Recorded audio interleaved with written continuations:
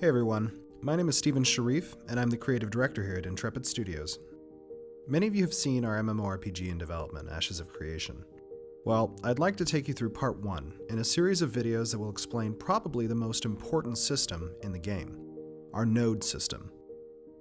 This system is what enables players to develop the world around them, affecting everything from the story of the world to the content that players experience.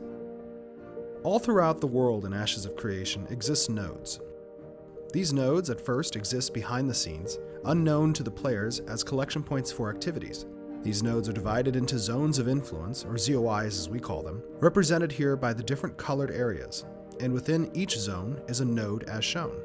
A node represents a specific location where a camp can form and gradually be developed into a village, then a town, to a city, and eventually a metropolis. Every activity a player participates in will fall within a specific node's ZOI, and these activities will contribute to that specific node's development. This is important because only so many nodes can be developed, and certain content is locked behind which nodes develop. This can create conflict between different communities that have a vested interest in the development of certain nodes. When you first enter the world, you will arrive through one of the great divine gateways. These portals are remnants of the civilizations that once inhabited this world. Your ancestors fled their home in haste, and now an eternity has passed, and these divine gateways have opened once again, leading you back to the world of your origin.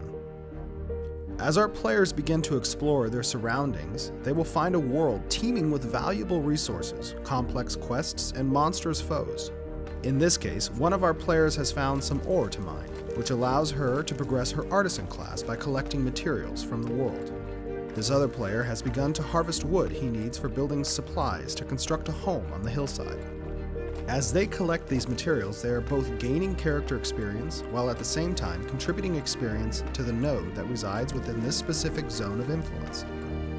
As players participate in more activities, this node will collect enough experience to advance to the next stage of development.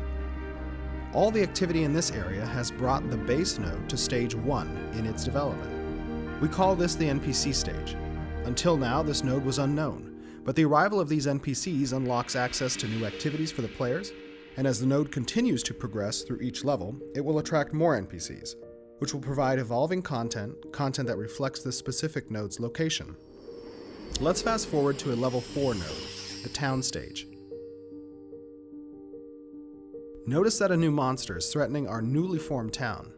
If this node had not been developed, it may have never revealed itself.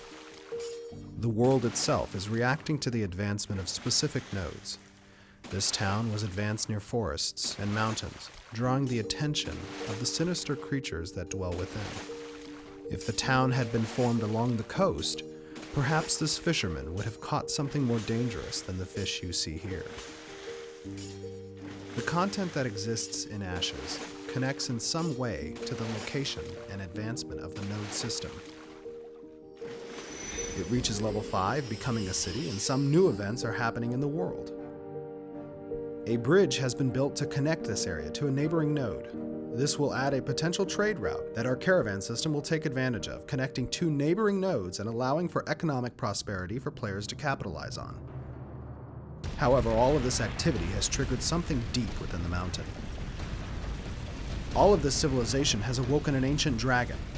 The higher stage a node advances, the more significant events it draws toward it. Epic world bosses will reflect the development of specific nodes and their location.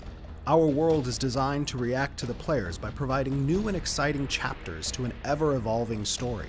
A story that reflects the actions of each server. A story that can change and adapt to provide the players an immersive tale woven by the actions of the community. This dragon is the server's dragon, part of the server's tale, and one which might not be seen on any other server. The players now must react to this evolving threat. Thankfully, these players are up to the task, and taking down this dragon has again contributed to the node, furthering its development.